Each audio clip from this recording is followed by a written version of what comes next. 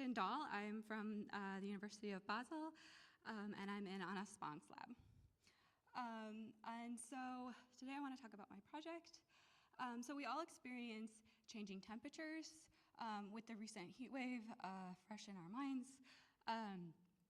Typically we experience highs during the day, and then the temperature does go down at night.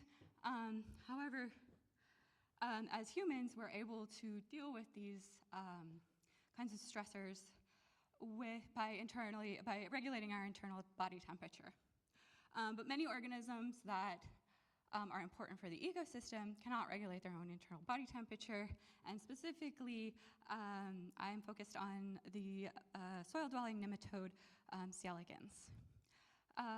They can respond to changing temperatures in two different ways. Behaviorally, by migrating from a less optimal temperature to a more optimal temperature, and physiologically, by upregulating and downregulating specific cellular pathways that help support survival when conditions change.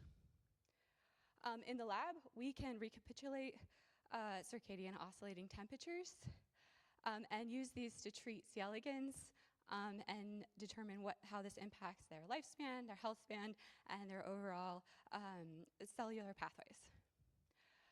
And our initial findings were that when we compare oscillating temperatures here in blue to what is considered the standard optimal temperature of 20 degrees, we see that the oscillating temperature actually has, or our oscillating conditions actually have a benefit compared to 20 degrees.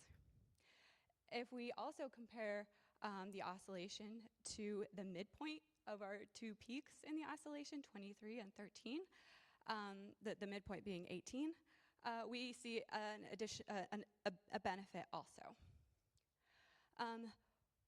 So typically in these kinds of treatments, we see a reproductive cost. Or in treatments that increase lifespan, we see a reproductive cost. And so we were wondering if we might see the same thing with the oscillating conditions. However, what we found is that there was no change in the reproductive output of the oscillation compared to 20 degrees and 18 degrees. And so our conclusion thus far is that circadian oscillating temperatures can benefit longevity without impacting reproductive fitness. And we want to know how this is regulated and what the adaptive responses are. And so if you're interested in hearing about what we have found on this particular part of the project, please come to my poster. And also we have some really fun proteomics data that is recent and really exciting.